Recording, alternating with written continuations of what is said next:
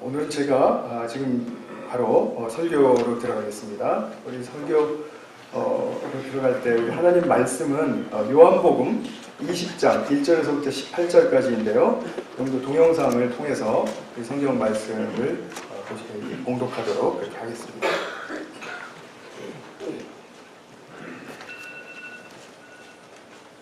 안식 후 첫날 일찍이 아직 어두울 때 막달라 마리아가 무덤에 와서 돌이 무덤에서 옮겨진 것을 보고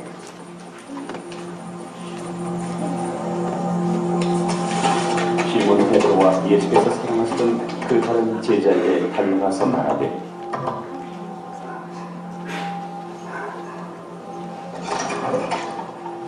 사람들이 주님을 무덤에서 가져다가 어디 두었는지 우리가 알지 못하겠어요. 베드로와 그 다른 제자가 나가서 무덤으로 갈새 둘이 같이 다른 집 하더니 그 다른 제자가 베드로보다 더 빨리 달려가서 먼저 무덤에 이르러 구부려 세마포 놓인 것을 보았으나 들어가지는 아니하였더니 시몬 베드로는 따라와서 무덤에 들어가 보니 세마포가 놓였고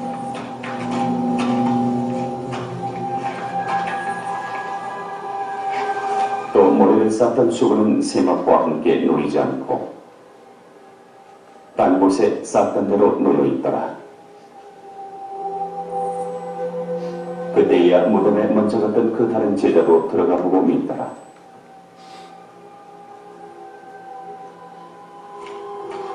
그들은 성경에 그가 죽은 자 가운데서 다시 살아나야 하리라 하신 말씀을 아직 알지 못하더라. 이에 두 제자가 자기들의 집으로 돌아갑니다. 마리아는 무덤 밖에 서서 울고 있더니 울면서 구부려 무덤 안을 들여다보니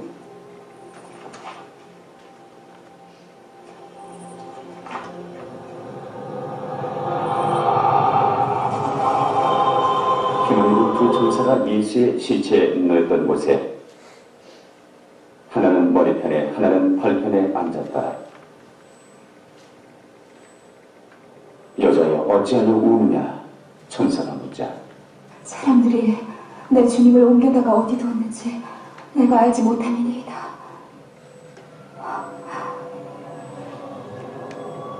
이 말을 하고 뒤로 돌이켜 예수께서 서 계신 것을 보았으나 예수이신 줄은 알지 못하더라.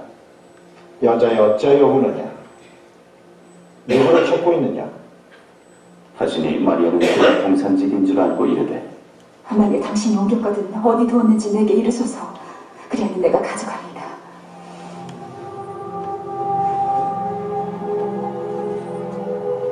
마리아야. 하시거늘 마리아가 돌이켜 히브리 말로 라보니.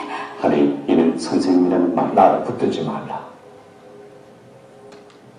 내가 아직 아버지께로 올라가지 아니하였노라. 너는 내 형제들에게 가서 이르되 내가 내 아버지고 너희 아버지의 내 하나님 곧 너희 하나님께로 올라간다 하라.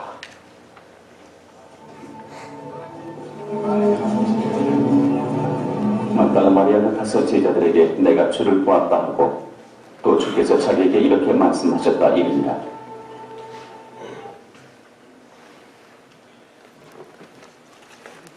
(19절부터는) 다음 주에 보시도록 하겠습니다. 조금씩 보여드리니까 조금 좀 그러시죠? 오늘 우리 중고등부 학생들이랑 같이 예배를 드리는데 제가 설교할 때마다 참 미안한 마음이 큽니다. 이 학생들한테. 영어가 훨씬 더 편하고 좋을 텐데 저희 또 영어 실력이 그렇지도 않고 또 한국말로 드리는 예배이기 때문에 또 그것을 또 깨기도 쉽지 않고 또 영어도 하고 한국말로 하려니까 그건 제가 도저히 감당이 잘 안 되고 그래서 정말 미안한데 정말 잘 좀 집중해서 잘 좀 깨달으려고 이해하려고 많이 애써주시면 정말 그것보다 감사한 일이 없겠습니다. 오늘 우리가 보신 이 본문의 내용은 좀 다소 길죠. 1절부터 18절까지에 해당한 그 마리아와 예수님, 부활하신 예수님이 만나는 이제 그 과정 그리고 그 만남을 소개한 그런 말씀입니다. 우리 주인공으로 등장한 막달라 마리아, 우리가 성경을 보셨고 또 잘 알고 있는 인물이죠. 예수님을 정말 가까이서 좋아하면서 따랐던 여인이었는데 그 출신이 굉장히 비천한 여인이었죠. 성경에 그때 당시 쓰여지던 그때 당시는 정말 그 여자가 멸시받던 시대, 중요하게 여겨지지 않던 시대 아니었습니까? 모든 것이 남성 중심적이고 또 여자는 인구 그 수에 계수되지도 않았던 것을 우리가 성경에서 보게 되는데 여자가 그만큼 지위를 확보하지 못했다 이런 뜻이 되겠죠. 그런데 그런 여자 중에서도 또 비천한 여인이었는데 참 마리아가 많이 예수님에 대한 그 간절함과 사모함이 컸던 것 같습니다. 우리가 복음서를 보면 마태, 마가, 누가, 요한 이렇게 네 개가 있는데 마태, 마가, 누가 복음에서 예수님께서 부활하신 후에 그 이제 일들을 설명할 때 그 안식 후 첫날, 유대인들은 안식일 날에는 아무것도 할 수가 없으니까요. 안식일 지나고 안식 후 첫날 새벽에 예수님 무덤으로 가장 먼저 달려간 사람들은 여인들이었다 이렇게 기록을 합니다. 막달라 마리아는 거기 들어가고요. 그다음에 뭐 살로메라는 여인도 있고 또 다른 마리아도 있고 이렇게 여러 사람들이 있었습니다. 그런데 요한복음에서는 오늘 1절에서부터 보시듯이 안식 후 첫날 새벽에 예수님 무덤으로 달려간 사람은 막달라 마리아 한 명입니다. 그리고 막달라 마리아가 이제 막 예수님의 시신이 없어졌기 때문에 간절히 찾고 하는 그런 애쓰는 노력들을 이제 보셨잖아요. 그러고 난 다음에 예수님을 찾았을 때 예수님과 딱 만남 가운데서 예수님께서 주시는 그 말씀은 바로 부활하신 후에 처음 하신 말씀이죠. 이거 굉장히 중요하다는 것을 아실 수가 있겠죠. 사도 요한은 20장 이 본문을 통해서 예수님이 부활 후에 만난 세 가지의 사건을 다루고 있습니다. 첫 번째 것이 마리아와의 만남이고요. 두 번째 19절에서 23절까지가 제자들과의 만남, 그리고 24절 이하에 의심 많다고 소문났던 도마와의 만남, 이렇게 세 만남을 기록합니다. 근데 그 중에 마리아와의 만남이 1절에서부터 18절까지 제일 길어요. 왜 길까요? 왜 제일 길까요?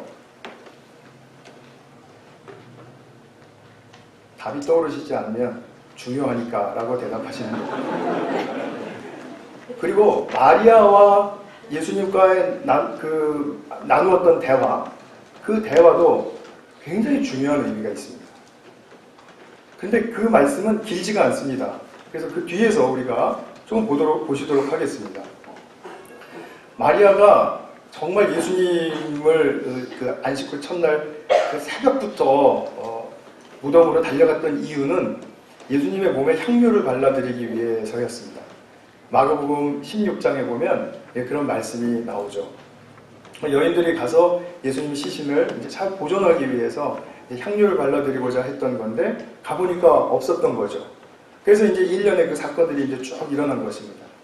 그 중에 마리아가 정말 예수님을 찾고 싶은 그 마음을 표현한 그 말이 똑같은 말이 3번이 반복돼서 나오는데 그 말은 제자들에게 달려가서 했던 말, 주님을 무덤에서 가져다가 어디 두었는지 우리가 알 수가 없다. 그 다음에 누구한테 얘기합니까? 14절 죄송해요. 제가 13절에 보면 내 주님을 옮겨다가 어디 두었는지 알 수 없다. 또 예수님을 심지어 만나서도 내가 그 예수님의 시신을 찾고 있다. 어디 두었는지 알 수가 없다. 이렇게 말합니다. 물론 동산지기로 착각하는 다음에 이제 그렇게 한 말이죠.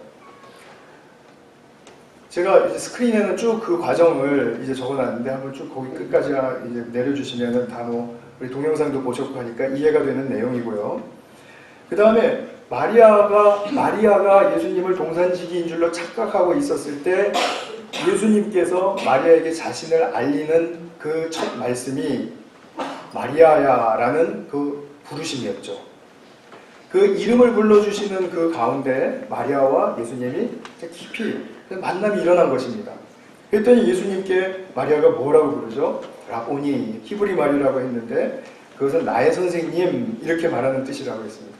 그냥 my teacher 뭐 이런 단순한 뜻이 아니고요. 굉장히 존경과 큰 존경과 그리고 친밀함을 담은 내가 당신으로부터 힘을 얻어야 살 수 있는 그런 존재로서 나의 선생님 하고 불러드리는 것입니다. 얼마나 찾고 싶었던 예수님을 지금 만난 것입니까? 그것도 살아계셔서 만나게 됐으니 정말 마리아는 너무 반갑고 벅차오르는 감동이 뭐 이루 말할 수 없었겠죠. 그때 예수님의 손을 보시다시피 이렇게 딱 잡았습니다. 그러면서 예수님의 손을 잡았을 때 그 예수님께서 하시는 말씀 거기까지 정말 예수님이 말씀하시는 그 직전 순간까지 우리 보게 되면 마리아는 자기 자신을 돌이켜라는 말이 두 번 우리 본문에 나오면서 자신을 돌이켜서 예수님의 말씀을 듣게 된 바로 그 상황을 지금 우리가 읽어낼 수가 있습니다. 그러니까 예수님의 말씀을 듣기 전까지 마리아는 돌이키는 역사가 내적으로 돌이키는 역사죠. 마음의 변화가 있었던 그 역사가 두 번 있었다는 것을 사도 요한은 지금 표현해주고 있는 것입니다. 그러면서 단지 신앙 고백을 하는 그 표현이 아니라 정말 예수님이 자기 자신에게 어떤 의미, 어떤 소중한 의미가 있는 그런 말인지를 이제 표현하는 그런 말로서 이제 라보니 하고 불렀던 것이죠. 여기서 예수님께서 하시는 말씀이 정말 참 나를 붙들지 말라라는 그런 말씀인데, 자, 그런 나를 붙들지 말라라는 그 말씀이 첫 말씀이세요. 마리아야 하시고서는 첫 말씀으로 그 말씀을 하시는 겁니다. 근데 이 나를 붙들지 말라라는 이 말씀 속에 정말 참 요한이 우리에게 전해주고 싶은 굉장히 중요한 메시지가 있습니다. 그런데 이 말씀을 듣기 전에 우리는 어떤 것을 전제해야 하냐면 예수님을 그토록 찾고 구하고 간절히 만나고 싶고 그러한 우리의 심정이 전제가 되어야 됩니다. 그래야 오늘 이 말씀이 우리에게 바르게 들려질 수가 있습니다. 그 이유는 뒤에 가서 다 들어보시면 이제 아실 수 있을 거라고 저는 생각합니다.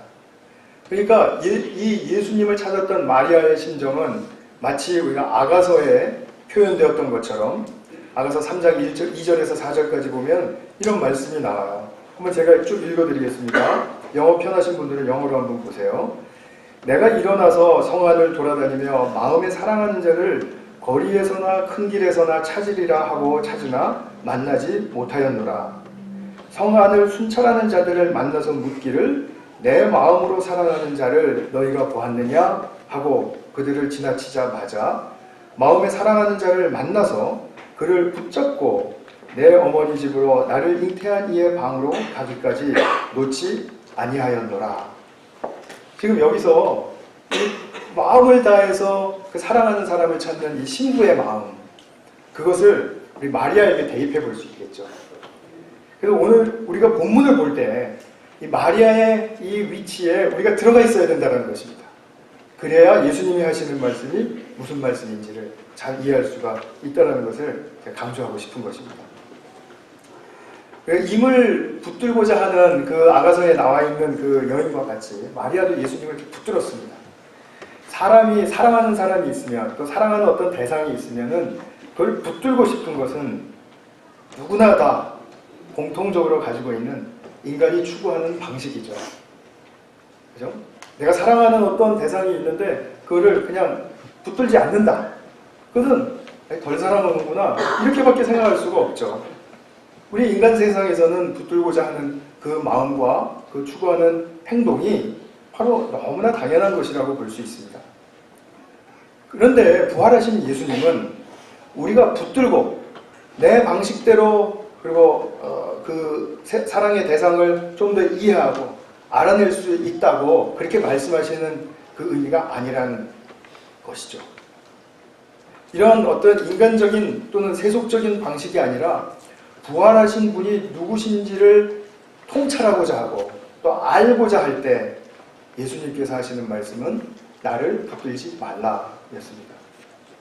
그분은 우리 물리적인 차원에서 내 곁에 두고 그분을 알 수 있는 것이 아니고 이제 그분이 앞으로 하늘에 붙들려서 그분이 행하실 것을 우리가 바라보는 것, 그분이 어떤 일을 감당하셨는가 우리가 그것은 십자가를 통해서 이미 보았습니다. 이제 부활하셨습니다. 그럼 부활하신 예수님께서 하늘 보좌에 오르셔서 승천하셔서 어떻게 하시는지를 우리가 바라봄으로써 예수님을 더 깊이 이해할 수 있고 바르게 알 수 있다라는 것을 지금 시사하는 말씀이죠. 바로 우리가 예수님을 붙드는 것이 아니라 바라보는 것으로 말미암아 그분과의 참된 친교와 사귐이 바르게 시작될 수 있다는 것. 그것을 지금 사도 요한은 예수님 부활하신 후에 첫 말씀 속에서 우리에게 들려주고 있습니다. 왜 당신을 붙들지 말라고 하십니까?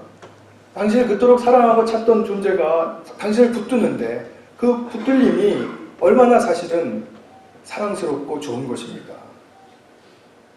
누가 나를 그토록 사랑해서 나의 손을 붙들고 놓지 않는다면 귀찮아 그러겠습니까?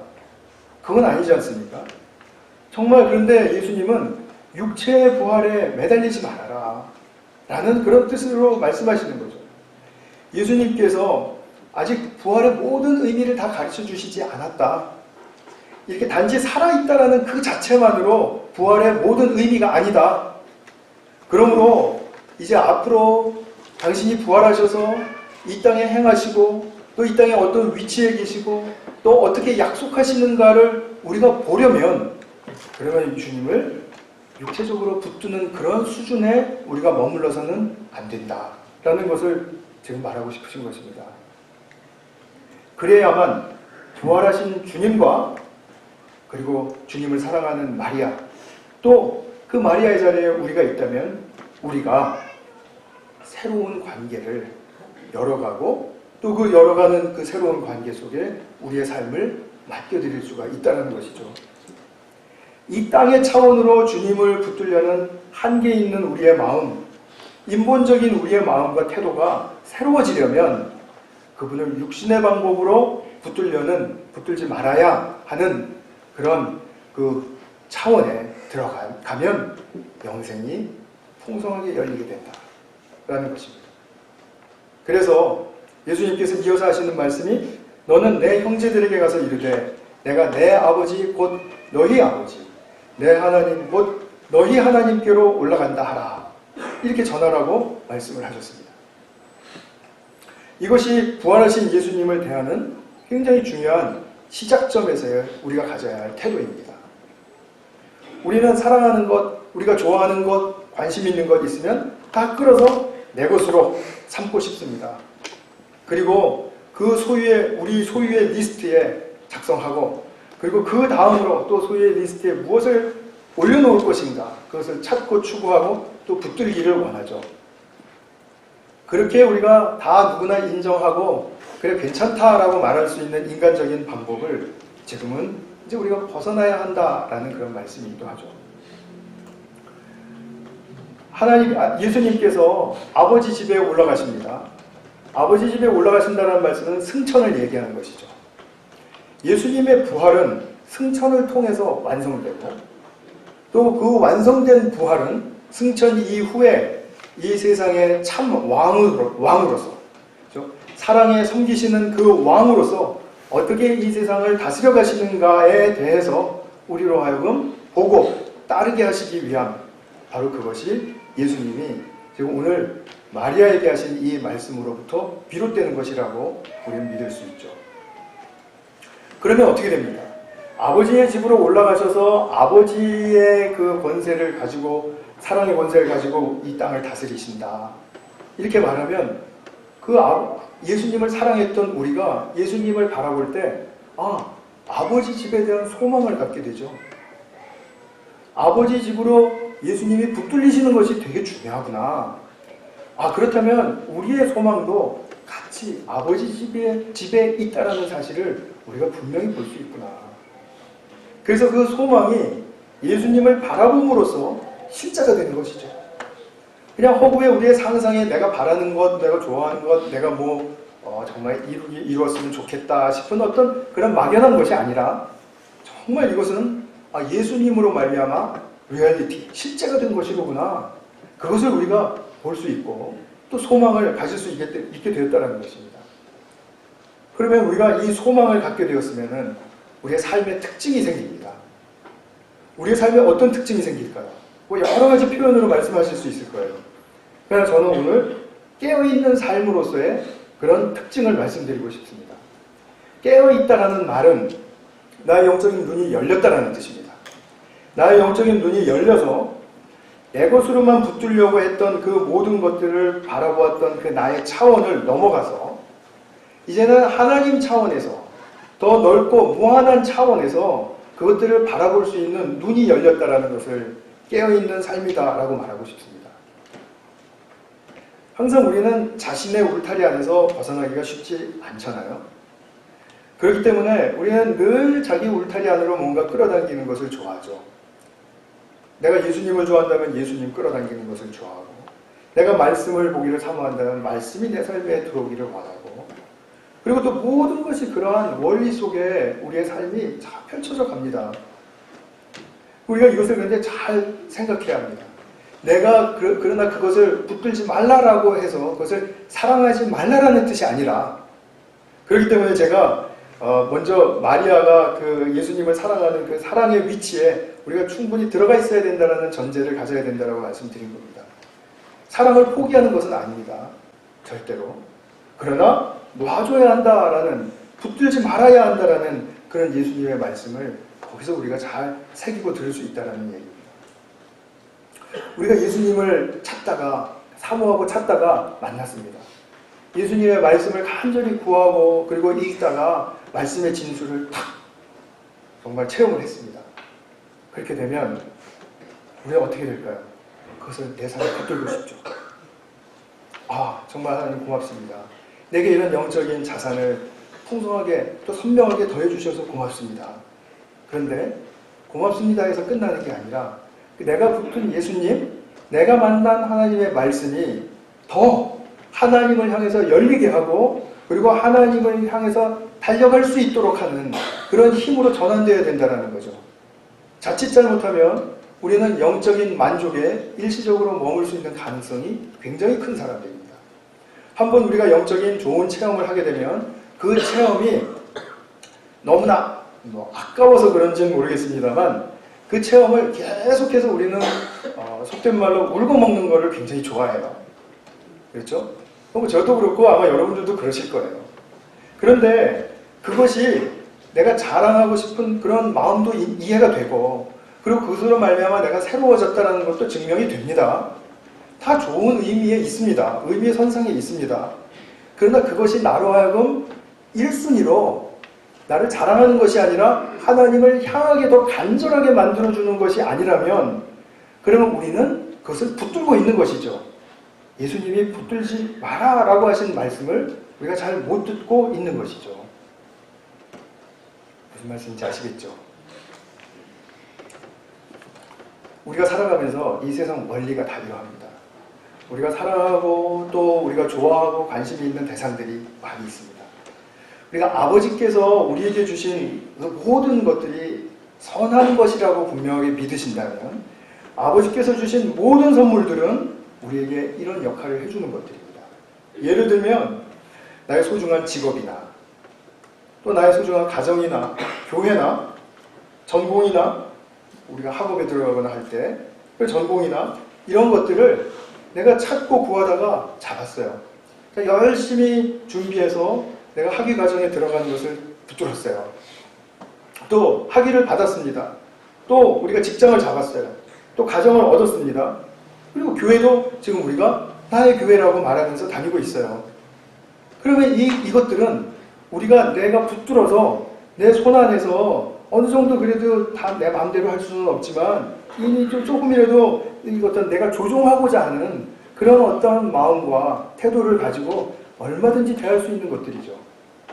특히 우리가 자식을 기를 때나 또 사랑하는 사람을 돌볼 때나 그럴 때나 얼마나 내가 붙들고 나의 손바닥 안에서 이렇게 나의 기준대로 되기를 굉장히 바라고 추구합니까? 예수님의 말씀은 우리가 부활한 자로서 진정으로 사랑하는 마리아가 예수님을 사랑하는 그것과 같이 우리가 진정으로 사랑하고 찾고 구하고 그런 사모하는 마음이 열정적이라면 그것을 붙들었을 때 놔줘라. 붙들지 마라. 지금 그 말씀이세요. 그러면 내게 소중했던 그 선물들, 내가 붙들었던 그 선물들을 놓아줄 때 어떤 축복이 임할까요? 그것들은 새로운 가치, 하늘에 붙들린 새로운 가치가 내게로 열리게 되면서 나로 하여금 하늘을 더 향하게 해줍니다. 내가 가정을 진정으로 섬기고 진정으로 붙들었다가 예수님 말씀대로 놓아주면 그러면 그것이 하늘의 가치를 가진 그것으로서 내게 다가오게 되고 나는 그것으로 말미암아 하나님을 더 간절하고 진실하게 원하게 된다. 이것이죠. 이것이야말로 우리가 부활하신 예수님을 만나고 그리고 만남 이후에 살아야 할 아주 영적인 삶의 기초가 되는 아주 중요한 초석이 되는 것입니다. 그렇기 때문에 내게 주신 선물들 모든 것들 명예도 있고 재능도 있고 그리고 또 재물도 있고 여러 가지가 많죠. 여러 가지가 많을 때 그것들이 다 하늘로 올려져서 하나님께 붙들리도록 허용하십시오. 하나님께서 주신 것이니까 하나님께 다시 붙들리면 내가 육신적으로 그것을 붙들려고 했던 그 눈이 싹 사라지고 하늘의 가치가 그것을 통해서 내게 열리게 됩니다. 그러면 그것보다도 귀한 것은 없는 것입니다. 내가 애주중지 여기고 그리고 내가 그것을 내 손으로 꼭 해야만 하겠다라는 그런 애착과 사모함이 다시 한번 말씀드리긴 나쁜 것은 아니지만 그러나 그것 훨씬 이상으로 우리에게 가치가 있는 것들로 우리에게 주어지게 되면 그럼 내 자신은 정말 나 또한 하늘에 붙들리기를 원한다. 내가 아버지 집에 예수님처럼 올라가기를 원한다. 예수님의 아버지가 나의 아버지시고 예수님의 하나님이 나의 하나님이 되시기를 정말 원한다. 이런 심령으로 하나님을 바라게 된다는 것입니다. 그래서 성경 본문에는 나와 있지는 않지만 마리아는 분명히 예수님을 놓아드렸을 것입니다. 그리고 모든 제자들에게 그 말씀을 전했고 또 그 제자들도 그랬을 것입니다. 오늘날 우리가 오고 온 모든 세대에 예수님의 사랑하는 그 사람들 또 예수님을 사랑하는 사람들이 예수님을 우리의 인간 본위적인 방법으로 그 차원으로 붙들려고 하지 않을 때 예수님은 우리를 하늘을 향하게 해주십니다. 하늘을 향하게 하는 그 삶이 우리 삶의 중추가 되어야 되는 것입니다. 그것이 있지 않으면 우리의 눈은 인본주의적인 눈에서 열릴 수가 없습니다. 무슨 수로 인본주의를 깨겠습니까? 절대로 우리는 깨지지 않는 아성을 가지고 있는 존재들입니다. 그러나 내가 사랑하는 것들을 통해서 나의 인간중심적인, 자기중심적인 그런 틀과 아성을 깰 수 있는 길은 바로 내가 소중하게 여기는 것들을 하늘로 놓아줄 때 그때 내게는 새로운 하늘의 가치가 나의 사랑하는 대상에게도 열리고 나에게도 열린다는 그 사실 그것을 즐기셔야 합니다. 그것을 많이 누리고 그것을 좋아하셔야 돼요. 이것이 얼마나 가치 있는 것인가 하는 것을 체험하셔야 됩니다. 한 번, 두 번이 아니라 100번, 200번, 1000번, 2000번 그렇게 체험해 가셔야 합니다. 그렇게 될 때 나는 무엇을 바라보든지 나의 인본주의적인 자기중심적인 그러한 관점에서 내가 붙들려고 하고 조종하려고 하는 것 그 조정이 잘 안 되면 속상하고 그리고 뭔가 빠진 것 같고 내 삶을 자꾸 만족스럽지 못하고 그래서 불평하게 되고 그래서 내 삶이 삐걱삐걱 힘이 들어지고 하는 그런 쳇바퀴 도는 그런 인본주의적인 삶의 틀에서 벗어날 수 있는 것은 붙잡지 마라 라는 말씀에 순종하는 것입니다. 이런 말씀의 의미를 깊이 깨닫고 정말 부활의 참으로 풍성한 그 하늘의 가치를 누리는 그런 복된 성도님들 되시기를 바랍니다. 이것이야말로 정말 하나님께로 나아갈 때 우리가 얻는 축복이고 영광의 삶인 줄 믿습니다. 제가 잠깐 기도하고 우리 성가대원들 기도 마치면은 이제 올라오셔서 준비하신 찬양으로 하나님께 영광 돌리겠습니다. 하나님 아버지 참 감사합니다. 2018년도 부활절을 맞아서 정말 우리가 처음으로 부활하신 후에 만났던 마리아와의 대화를 통해 나를 붙들지 말라라는 그 말씀을 정말 우리가 참 새기게 되었습니다. 사랑하는 아버지 하나님, 과연 우리의 삶의 방식은 예수님을 만난 다음에 어떻게 변화되어야 할까요? 그런 우리의 질문 앞에 그런 귀한 해답이 있는 그런 말씀으로 우리에게 전해주셔서 정말 고맙습니다. 주님 말씀에 의지해서 우리가 삶을 펼쳐갈 때 정말 우리 사랑하는 모든 대상들의 하늘의 가치를 지닌 존재들이고 또 나 또한 하늘을 향해서 달려가야 소중한 가치를 지닌 존재라는 사실, 올 부활절을 통해서 더욱더 깊이 새기고 그것을 풍성하게 누려가는 우리 개인수길 한인교회 모든 성도들 되게 하여 주시옵소서. 이제 또 성가대가 올라와서 주님의 부활을 찬양하고 또 우리가 그 기쁨을 우리 성도님들과 함께 나눌 때 정말 주님의 영광의 그 찬송이 우리의 심령에도 울리게 하시고 또 그것으로 말미암아 우리가 하나 되어서 정말 하나님께 간곡한 마음 또 사모하는 마음으로 영광을 올려드릴 수 있도록 도와주시옵소서. 우리 구주 예수 그리스도의 이름으로 기도하였습니다. 아멘.